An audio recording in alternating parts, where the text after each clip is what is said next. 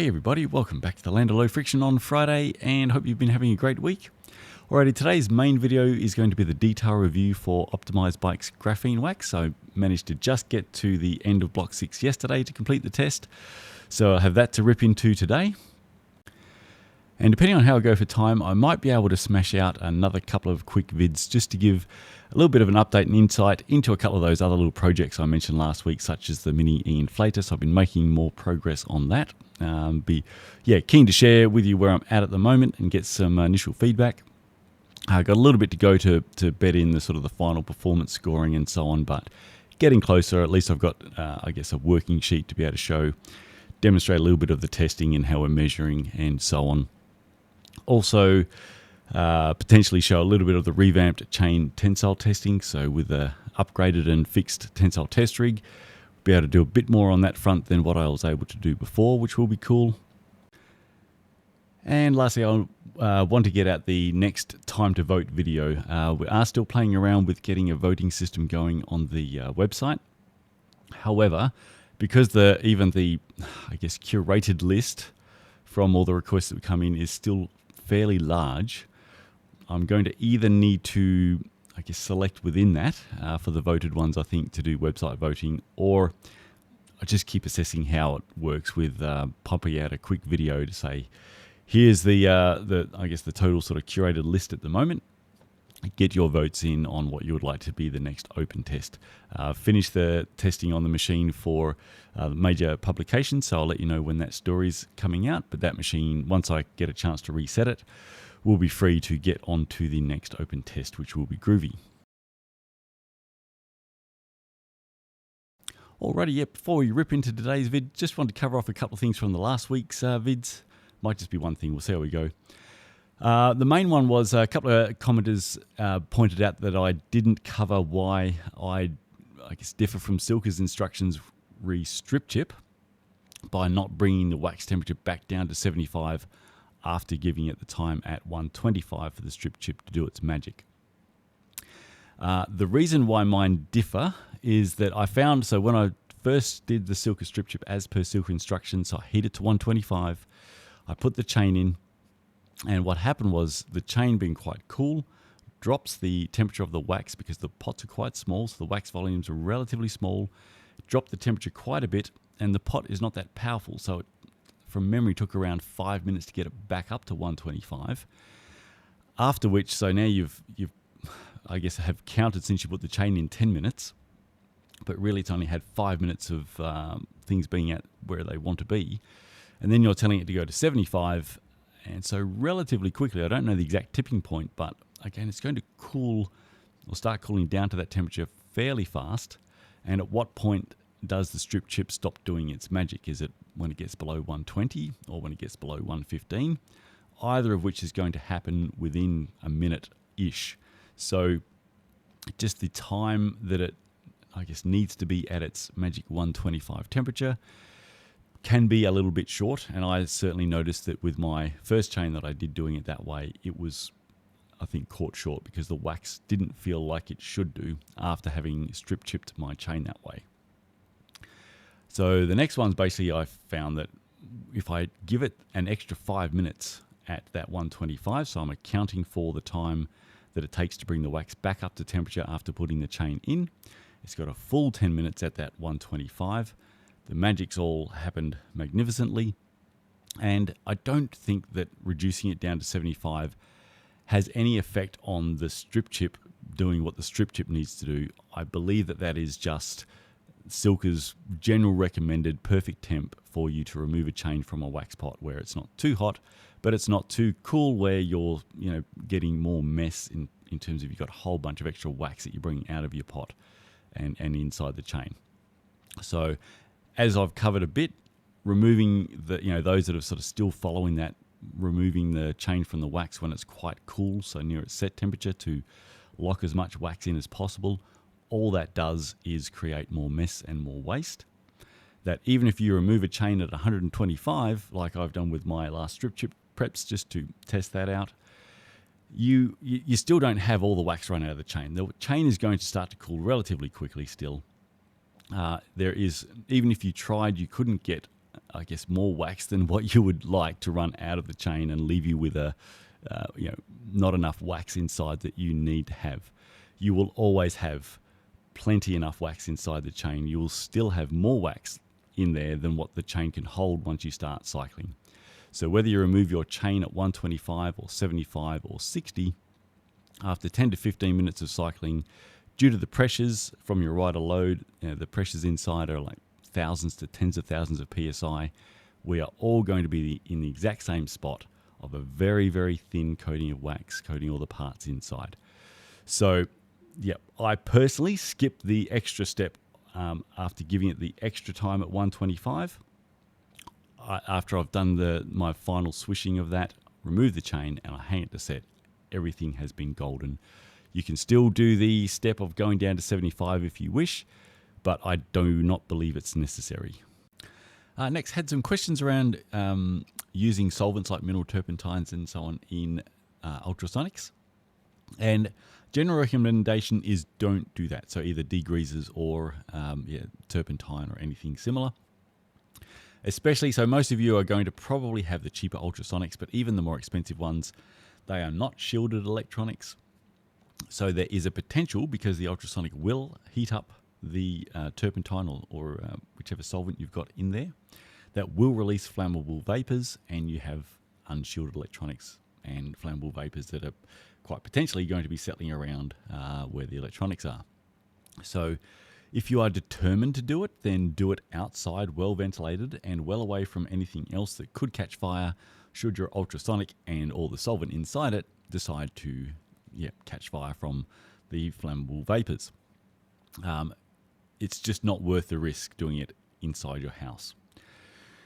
And also for, I guess, most people, and we're probably looking at 99% plus here, when you are prepping your chain, especially if it's for sort of just general riding or training, you could never, ever, ever track or test for a difference in its wear life or efficiency for having cleaned that chain via just doing solvent baths in a container or using an ultrasonic. So you could never notice and never even try to assess a difference in any way that you have available to you. So really for race chains, if you're following the race chain and ultrasonic guide and you're wanting to go to that degree to prep your race chains, because again, even though you can't test for it, we know that by doing X steps, we are making the fastest chains possible, then use something that is actually going to work well in an ultrasonic. So aside from the flammable vapor risk, terps and solvents and most degreasers actually have quite low ultrasonic cleaning power as well, so that those liquids just don't cavitate well. Whereas products that we tested like UFO Drivetrain Clean and Silka Stripper have really good cavitation power. So they've got really good scrub cleaning power and they won't set your house alight. And for instance, so like Ceramic Speed, when they're prepping their UFO race chains, what they use to clean their chains after the break-in is UFO Drivetrain Clean in an ultrasonic. Works brilliantly. So if you're going to ultrasonic clean your chain, use a product that is going to work well in ultrasonic and also not be at any risk. But if you're determined to do it via terps and so on, take precautions. Now, you may say, hey, Adam, I've seen one of your previous videos and you demonstrated how you use mineral turpentine and methylated spirits. And that's correct. But my setup is going to be very different to your setup. For one, we're prepping a lot of chains every week as a commercial service. So everything is set up to be able to do that. If I was to use the more expensive prep solutions for every chain, then the cost or the pre-prep cost would have to go up and be similar to what most other places are, as opposed to being quite a bit cheaper. Some of the things that I have different than what most of you would be able to have set up at home is that my ultrasonics are set up next to a large extraction filter and extraction fan. So the vapor side of things is taken care of because nothing is hanging around. It is being sucked straight away from the units and heading outside. I'm also set up to be able to do things in batches, run them through so they're getting a lot of long runs so that everything is done extremely well due to the fact that it's getting so much cleaning time, which would be a lot of faff for a private person to do, but with everything just moving through in batches like we have here, it ends up being quite efficient. And I'm able to distill get back about 90% of the mineral turpentines that I use, as well as the methylated spirits, so that my total solvent usage cost is kept low because they are easily recycled back via alcohol distillers. Something, again, that is handy for a commercial operation, less so for somebody who's prepping perhaps 1 to 2 to 3 chains per year. So yeah, there are differences between what a business may do and what a person prepping a chain for their own bike may do. And within that, there are, of course, differences to what we're doing for a race chain. So race chains are prepped with an ultrasonic solution made for grease and oils. So it is getting a really powerful scrub after the second braking run. So yeah, I am set up very different to what you will be at home. And so the recommendations for what's practical and best for you will sometimes differ to what a commercial operation does. And overall, my view on ultrasonics for the masses is that the masses really don't need them. I've always found it a little bit infuriating that ultrasonics are often pushed as something for immersive waxers. And really, it's the exact opposite to that. But the number of times I've heard media go, the faff with immersive waxing, like you need an ultrasonic to prep your chain, that is just utter crap. You could never track a difference in prepping your chain just by doing a good container bath cleans that we ran through last week, or if you were to do it in an ultrasonic. We do know there's a difference. So if you are a racer, be it just recreational, and you want to tinker around with making the fastest possible race chain and keeping it optimized to be as awesome for as many races as possible, super. But it's not something that you need. We're talking very marginal gains, a lot of extra time and effort and so on going in to extract every possible fraction of a watt out of a chain that in training and in wear tracking over time, you cannot notice. The demographic that would actually get the most benefit from ultrasonics, it's the wet lubricant users. They're the ones that are constantly fighting a contamination battle because their wet lubricant is absorbing generally as much as possible and attracting as much as possible, as opposed to those running a solid lubricant on their chain. So the mantra I always like to push for immersive waxers in general is just relax and re-wax. What's been funny over the years as well is the number of people that I've come across in my time, either in person or by conversing on email and comments and chats, is that they used to use X drip lubricant, now they're immersive waxing, and now that they're immersive waxing, before every re-wax, they are putting the chain through bars of mineral terps and metho, which doesn't work on wax anyway, but it's like, why are you doing that now that you are running a lubricant that has the highest contamination resistance possible? Whereas before, when you're running a wet lubricant, which is attracting as much as possible, you would just relube, or you would say wipe the chain and relube, or do some periodic maintenance every 1,000 or 2,000 kilometers. Like, it's amazing to me what paths people end up on. So immersive waxing, for some reason, tends to want to have a lot more extra things introduced for people to do that are completely unnecessary, because the immersive waxing is taking care of all the awesome stuff for you. It is those that are running a lubricant option that by its very nature is attracting as much contamination as possible and making that part of the lubricant. They are the ones that need to do more, or if they wish to get benefit, do a deeper level of maintenance.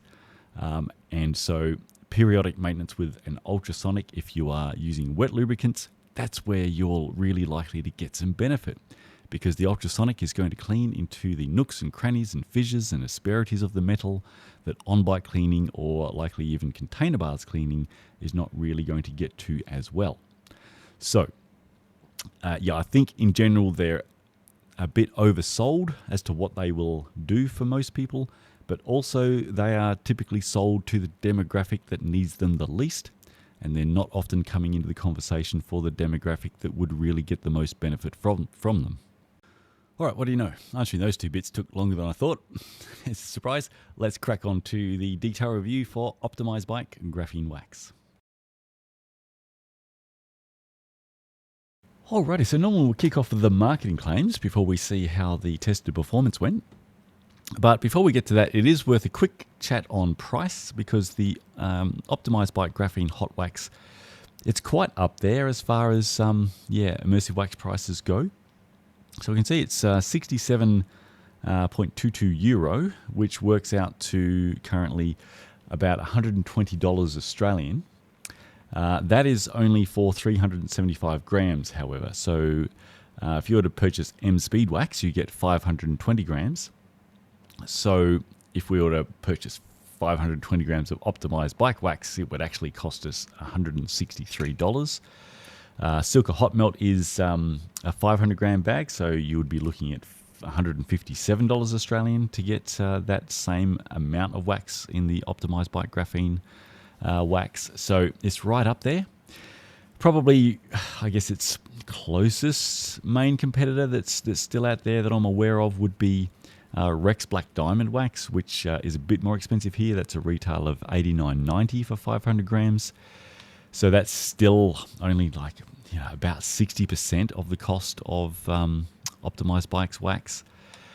There was Silka Hot Wax X. I believe that has been discontinued, but that's probably the only one that's really come out to be more expensive than this product. But in terms of ones that are still in production and currently trying to sell a bunch of stuff, the Optimized Wax is, I think, the most expensive that I know of out on the market currently. We can see they do have a cheaper version, which is graphite. So the difference between graphene and graphite is basically just how many atom layers thick the carbon matrix is. So graphene is officially meant to be 1 atom layer thick of carbon in a hexagonal matrix. Graphite is typically over 10 layers thick, and that apparently has a pretty big impact on the performance of that additive for most of the applications that someone is looking to have graphene. But it's just a lot less expensive to make graphite than it is to make true graphene. True graphene is typically very expensive to manufacture. And similarly, so we can see that with their drip-on wax lubricants, their graphene chain drip-on wax, that's really expensive. So that's like I think $118 Australian for 100 mil. So compared to a UFO drip bottle that's 100 mil by Ceramic Speed, that retails in Australia for $29.90. So it's about 4 times the price of Ceramic Speed's UFO drip, which is a pretty well-known high-performing wax drip lubricant, and obviously vying for that sort of accolades as well as your Silka SS drip and products like True Tension, Tungsten, All Weather, both of which have been tested by Ceramic Speed as being very, very competitive with their own UFO, so like within a fraction of a watt in terms of speed. So, it's a lot. It's a lot. Again, great to see they've got a cheaper option, and it's really hard to know without testing what the difference between these products is going to be in what you would experience in the real world. And I also do like to see they've just got their base wax without any additive for those that aren't really thinking that they need a whole lot of additive. They just want a really good wax to keep things going great in between immersive waxes. So, cool, they've got that option there, which is not too badly priced, but the rest, let's just say they're going for the premium end of town. I'm sure it was Uncle Ben that said to Spider-Man that, with great big pricing comes great responsibility. Let's see what their marketing claims are. So in short, our optimized recipe allows us to reach completely new areas of friction values, resulting in absolutely quiet operation and extremely low friction. A hot wax chain lasts 800 to 1,000 kilometers before it needs to be waxed again. Hot wax chains offer the lowest possible friction. We recommend using hot wax chains in racing and otherwise using our drip wax. The ideal solution is to hot wax the chain and then apply a thin layer of graphene liquid wax. Convince yourself and test it. Nothing too crazy there like we've seen with some other marketing claims. I would say that, obviously sentences like allows us to reach completely new areas of friction values, that's a fairly subjective statement. It could be that in one person's mind that if their wax was to test an independent test as, say, 3.4 watts of loss at 250 watt load, whereas a competitor was at 3.6, that they're classing that as a completely new area. they're not really going to be taking things from, say, 3.5 down to 2 or 1.5. So I think everybody's expectation of what may be a completely new area of friction would be fairly subjective, and what the independent substantiation of that is always a tricky area, because we just don't have a lot with regards to outright efficiency testing that's independent in this space.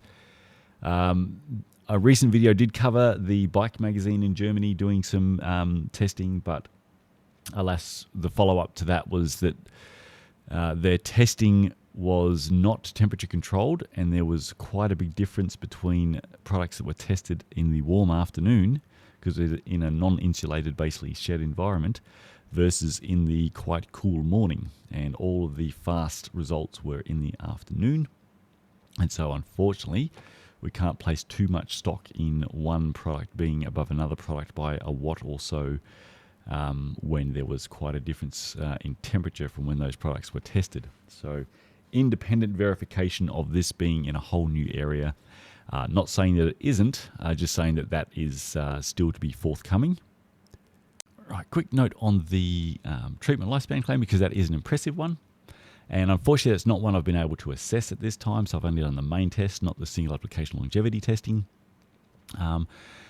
But just note that there's two main points to this little area. So number one is that there have, products that we've tested previously that may or may not have a similar additive as their main friction modifier, such as Rex Black Diamond, especially the high concentration blend, and Silka Hot Wax X, both really impressive with regards to their treatment lifespan.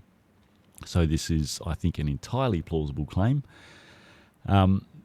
Just note, however, that with really all manufacturer claims for wax treatment lifespans, there can be a difference between, performance assessment on a machine versus what you will feel and hear on your ride.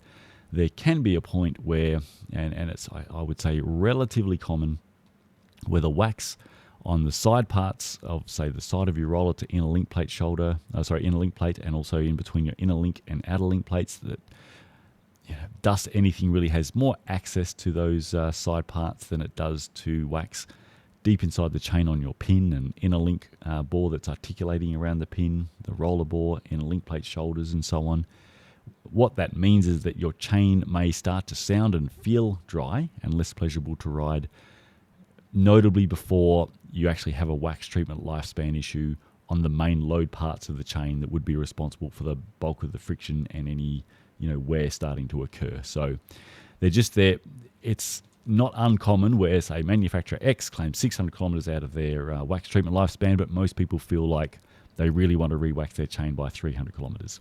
It could be that this does actually protect from frictional wear really well for 800 kilometers to 1,000 kilometers of dry road conditions, but you might feel like it's starting to sound and feel a bit dry by 400 to 500 kilometers. If that's happening, that's pretty normal, and that's still an impressive treatment lifespan if you're getting 400 or 500 kilometers before you're feeling like you'd like to re-wax your chain again. So, yeah, entirely plausible. Shame we haven't been able to test it yet. Not sure if we'll have the resources to test it anytime soon, but nothing too bonkers there for if this is a top quality graphene-based hot wax.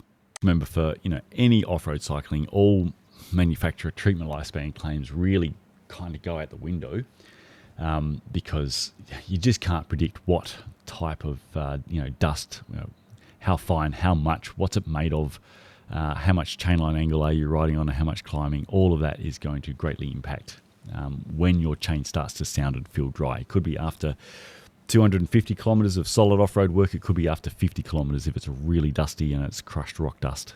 So go by feel. When your chain starts to sound and feel dry, either top up after that ride, ready before your next ride, or do a re-wax.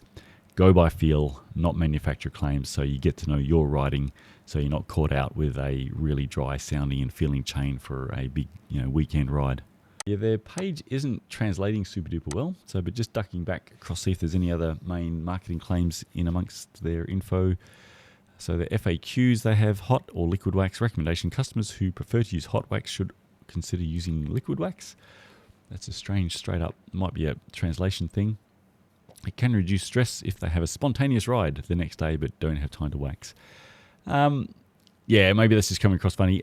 Yes, I'm a fan of use a compatible wax strip with your immersive waxing. It does take the pressure off, and it's just a great way to go for many. But I would say that in general, even those that are hot waxing all the time, most don't find themselves really stressed or getting caught out with rides they didn't know they were going to do.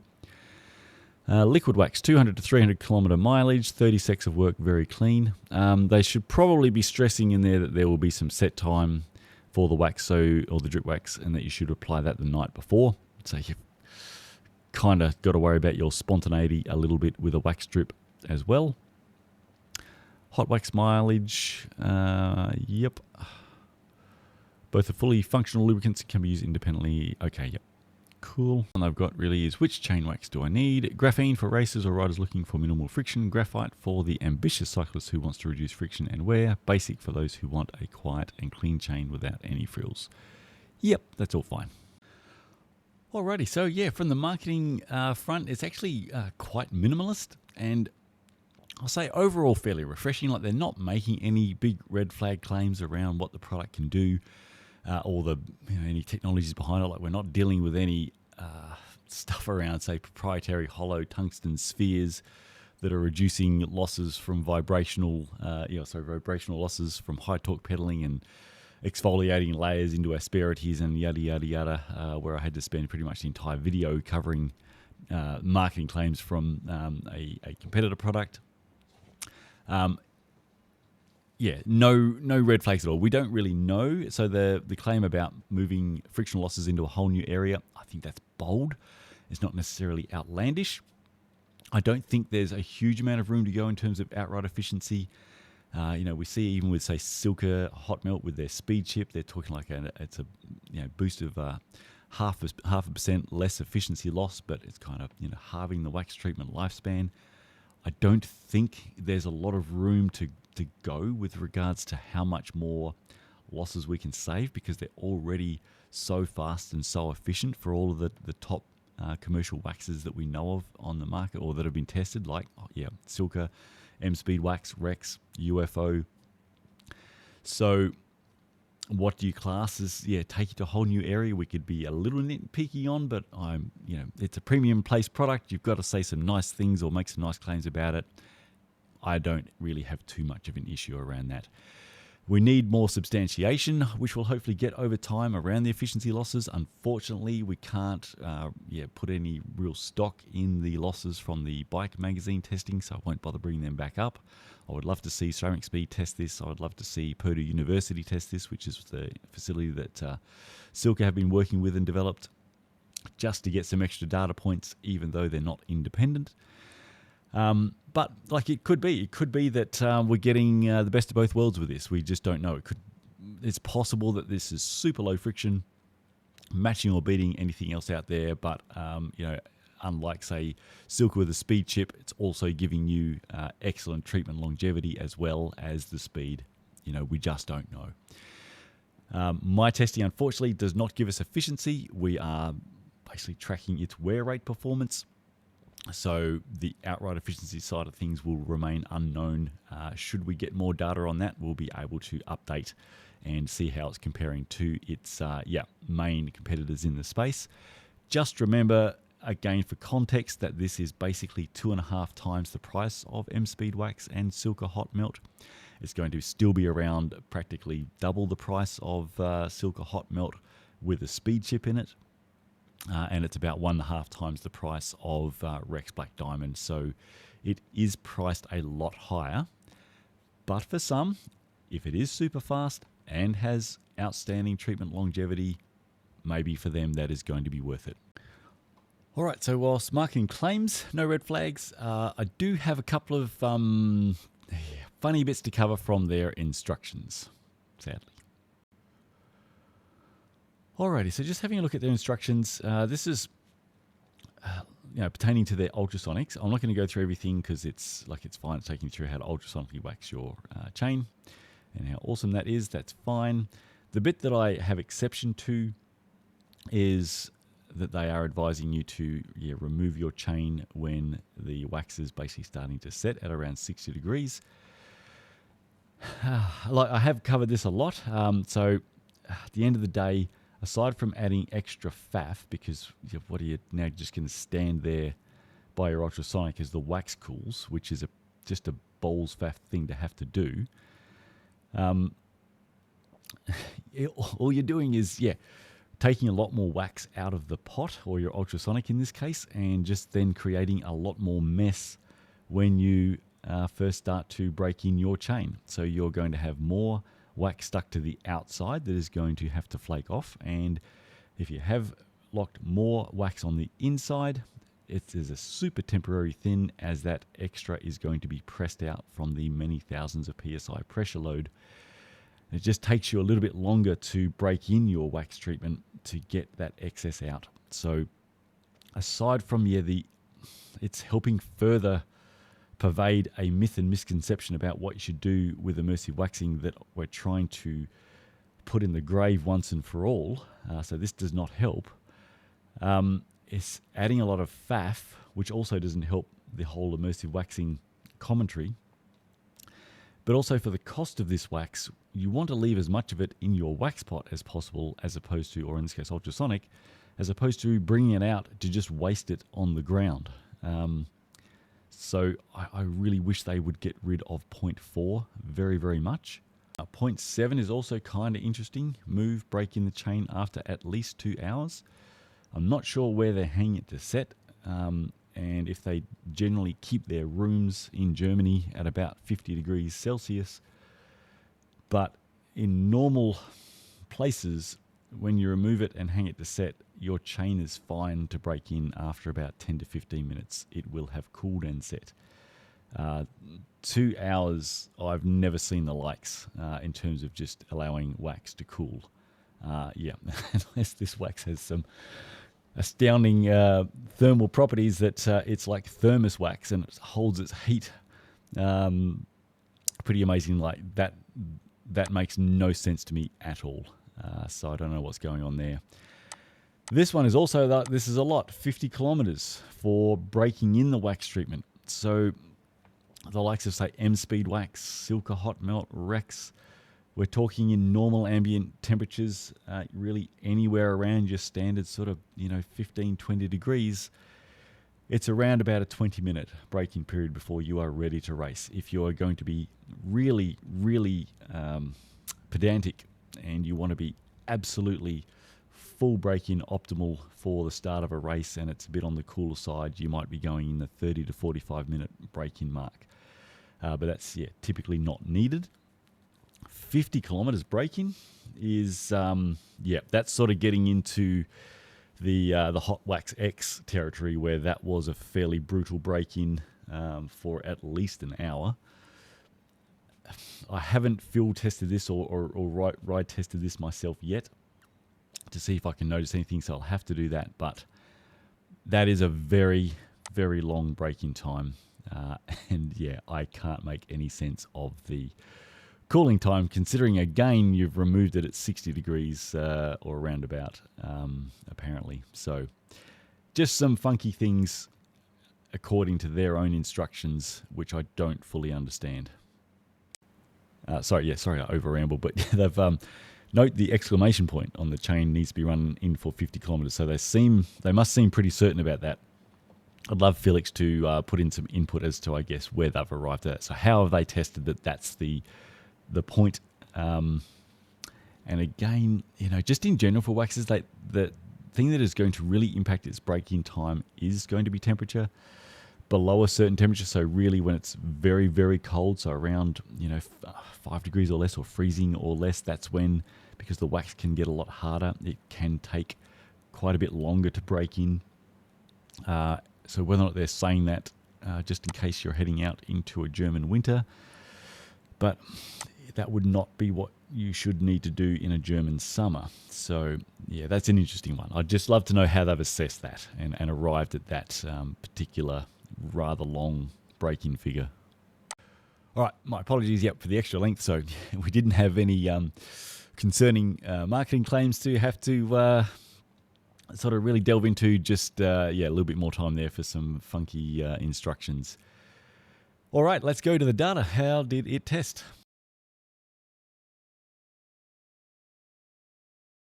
Alrighty, so for the full 5,000 kilometer main test, now when I say full, I used the 5,000 kilometer data point out of the full main test. Will go through to 6,000 kilometers with an extreme contamination block for the final 1,000 kilometer testing. However, really only the top immersive waxes or immersive waxes are making it that deep into the test. There's not a lot of actual comparison data for drip lubricants, especially wet lubricants. So that's its own separate thing, and we are using the 5,000 kilometers as the main test data. So to that point in the test, we can see the optimized bike immersive wax wore through it's still a low amount. It's only 0.3 of a chain's wear allowance. So basically a chain is only 1/3 worn at this point in the test, which is obviously a lot less than, say, we can see that the average for the top 5 wet lubricants ever tested is basically exactly or nearly exactly one chain worn to get to that point. However, really its main competition is over here on the left with the average of the top 5 waxes ever tested is 0.16, so that's still half versus Optimize, and the median is 0.28.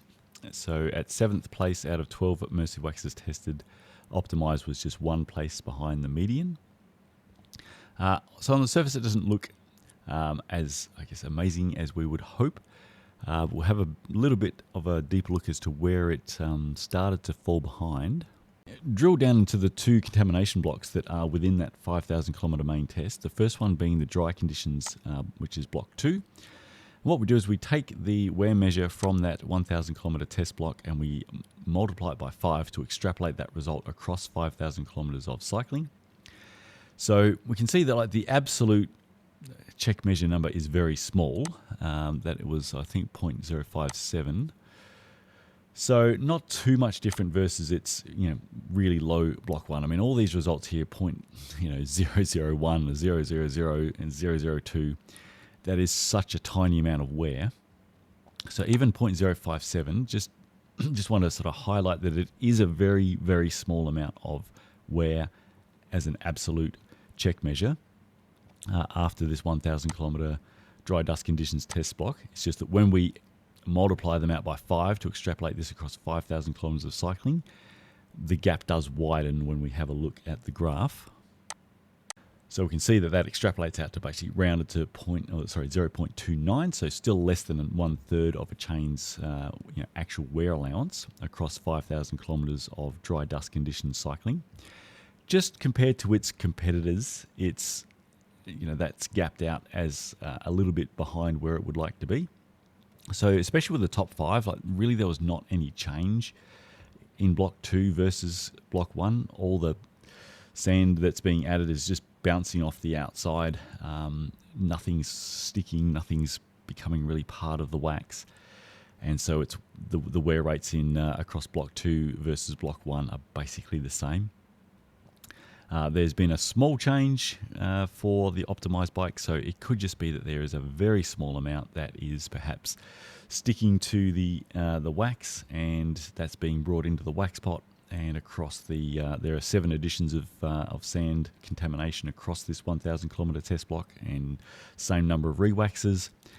And it just looks like across that test block, in total, there's been a small change in the wear rate, and it's showing up here. So, it's outright terms, it's still extremely high performing. Just again, for comparison purposes, it's sitting a little bit behind the key competition. Whilst I'm here, I should remember to state that this was the same 500 grams of wax in the pot as per other tests. Even though a box of Optimize is $375, I purchased 2 boxes at, some great expense, and broke off a extra 125 grams from the second packet to make 500 grams. Obviously, we want any contamination that is being brought in to be distributed or diluted amongst the same volume of wax. So, it's the same volume as the other tests. And an overall fairly similar story in the wet contamination block 4. There's more change for all products. Most products actually have a pretty big change in wet contamination block 4. So even the top immersive waxes, we get a notable difference in the amount of wear rate that occurs. And then same thing, we're extrapolating that across 5,000 kilometers. The optimized bike was 7th out of the 12 waxes tested to date. Again, one place behind the median. But yeah, still a bit further behind the top 5 waxes tested to date than it probably wants to be. But again, as an absolute outright result, it's still an overall impressive wear rate or lack of wear rate for wet conditions riding across 5,000 Ks. So it's still a very high performing product. It's just, not quite taking it to the top 5 like it probably wants to. Since it was a good immersive wax, making it all the way through to include the extreme contamination block 6. So this, as opposed to block 4, we're adding double the amount of water, double the amount of contamination, and twice as often. So it's designed to be a very harsh block to try to kill anything that's made it that far. And the wear rate attained, extrapolated across 5,000 kilometers, we're looking at wearing out just basically 1.2 chains for that amount of riding in harsh conditions. An overall excellent result. It's moved itself up to 4th place for this particular test block. So when the going gets really tough, looks like there's a little bit of extra protection hanging on there and helping prevent too much wear taking place. It was sounding dry by the end of each, the final interval of each contamination cycle or interval within that test block. So it was certainly starting to give out by the end, but not so much that it's ramping up in wear. So that's a good result. And good to see it in the top 5. It's formed part of the top 5 average, so that is groovy. And very quickly, lastly from the test, a couple of picks. Overall, it's on the actual chain and bike itself, it's a very clean wax. So we can see that after 6,000 kilometers of testing and a lot of re-waxes, the chain looks great at the end of a harsh contamination block there. Have a look at the cassette, a little bit more build up on the cassette, but that's expected after this amount of testing and re-waxing. And don't worry about the trainer flywheel. Any excess that flicks off tends to stick to these Tax flywheels because they sort of get warm and things melt on there. You won't have that issue on your bike. So overall, pretty clean wax, so that's good. Alrighty, so to wrap all that up, the big one is obviously the total wear rate. Whilst it's overall impressively low, it should be because it's an immersive wax with some fancy additive. There's not really any getting around the fact that it didn't quite match the top 5. It's sort of hanging around median overall across the full test. And for the price point being sort of 1.5 to 2.5 times its key competitors, which are in the top 5, it's fallen a bit behind it. So in terms of its wear rate across what is the zero friction cycling test, it's just come out a bit higher than what we'd like compared to its key competitors. With these wear rates still being overall very close, it is still possible that it could test slightly more efficiently. I don't think it would be able to test a lot more efficiently, and we don't really have that much more room to go with how good the top waxes already are. They are pretty spectacularly good. So could it realistically, set a whole new level of outright efficiency versus your M-Speed waxes, hot melts, Rex, and so on? I don't think so. In terms of its outright treatment longevity, that maybe that's the big selling point, where it's hopefully going to be super fast and really long lasting. From the general observations of the main test, no issues with its treatment longevity. Like every interval ran fine. The only, part that I could notice was it was being a little bit dry towards the end of the intervals in the extreme contamination block, but that is very common because those intervals are pretty harsh. I haven't been able to do the single application longevity testing, but if I were to be able to find a test spot for it, and that's probably going to be up to you guys if you vote that particular test in, I don't think it's going to show up on my test as beating some of its competition because it's got that bit higher wear. Every check measure for the single application longevity test is going to have a little bit of wear and a little bit of wear and a little bit of wear. And across X number of check measures, we're going to get to that test allowance, which is only basically 20% of a chain's wear allowance. So 1/5 what they get in the main test. Compared to some of the really long-lasting waxes like, Rex Black Diamond, Silka Hot Melt with the endurance chip, they are coming in at basically nowhere. Tiny bit of wear, tiny, until finally, we hit a point where there's a jump in the wear rate, and we go, the wax treatment's given out. If it's coming in with a sort of a low amount of wear each time, I just think it's going to add up and it's going to hit the end of test sooner than some of those very long-lasting waxes that we've already tested. So I could be surprised, but I would be surprised if it beats some of the already very long-lasting waxes that we've put through the single application longevity protocol. So it might be different in ride feel. It might feel like it's lasting longer on your chain, and that might mean something to you in your real-world riding.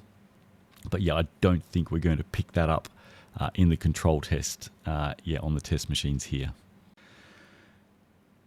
And so to come to a final conclusion on all of what we've covered, for me, at that price point, I can't quite get on board with it yet. It's going to need to show me some really great stuff with some other outright efficiency results, and I will get around to field testing this myself, and I'll update how I feel that it goes longevity wise in my own riding compared to the other waxes that I'm very used to. And we'll see if one day we do get to put it through the single application longevity tests, but it always comes back to, at the end of the day, based on what I know and what we have put through a very robust and very thorough control test. Even if this was, say, $50 Australian for 500 grams, would I reach for this versus M-Speed wax or Hot Melt, or even the more expensive blend of Rex Black Diamond? I would find myself, I think, reaching for one of those other three. And at the price point that it is at, which is basically around $160 Australian for 500 grams worth, that's just such a high price point that unless it absolutely knocks your socks off compared to the already extremely good others that I've just mentioned, it's tough to bridge to that price for me. Alrighty, and there are just two final little wrap points. One, I'll give Optimize some really good credit though, in that they are not marketing this particular wax to people for their everyday riding. They are very specifically marketing this product for your race chain for races. So this is really specifically a race wax, and they are quite clearly directing people to their cheaper products for general riding and training. So I really do like that. They're not trying to push out this very expensive product to the masses just to smash through in their 10,000K or a year of cycling. So awesome on that front. And bearing that as mind as well, it's sort of twigged a little bit more now that this is perhaps what sits behind their very long 50-kilometer break-in recommendation, that because this is your race wax on your race chain for race day, they don't want to have, or for you to have any possible extra breaking in that could occur. They want this wax treatment to be the fastest possible from the gun, from meter zero. And so that's cool as well. I don't get the 2-hour time it takes to cool, but I get where they're coming from there. However, it still does that. If it really does need that long, which is quite a lot longer than really the other waxes out there, that's just a bit more to have to pre-plan. So, for instance, I've got a cyclocross race on Sunday. If I don't get time for a light spin tomorrow on Saturday, I know that just my cruise out to the race and my warm-up before the race, my chain's going to be mega. It's going to be bang on where it needs to be. For most people, 50 kilometers, that's about an hour and a half to 2 hours of cycling time to get that break-in done. That's a different layer or level of, I guess, planning and stuff to have to get done for your race chain for it to be at that point at race start. So maybe it only needs half that and they're just being super conservative with their recommendation. But if it does need somewhere around that, like we saw with Hot Wax X, really did need at least around that, just factor that in to your prep for race day. All right, that better do. My apologies. This took me a lot longer to get through than I thought it would. I thought I was going to smash through this one in under half an hour. I don't know if I'm going to get to those other vids now because I've gone on too long. Yeah, I seem to be having a struggle wording day. So sorry for the length again, but hope you overall found this detail review for Optimize Super Premium Wax interesting. Let me know your thoughts and comments, and I'll look forward to chatting with you where I can. Going to be a bit of a mega weekend, MotoGP and Formula One on this weekend. So and a few other things on the home front. So I don't know how much I'll get to the PC, but I will try. So yeah, have a great weekend, stay low friction. I will see what I get to between now and dashing off to Mini-Me Sports. Maybe another video out, maybe not, we will see. I'll keep everyone in suspense, including myself.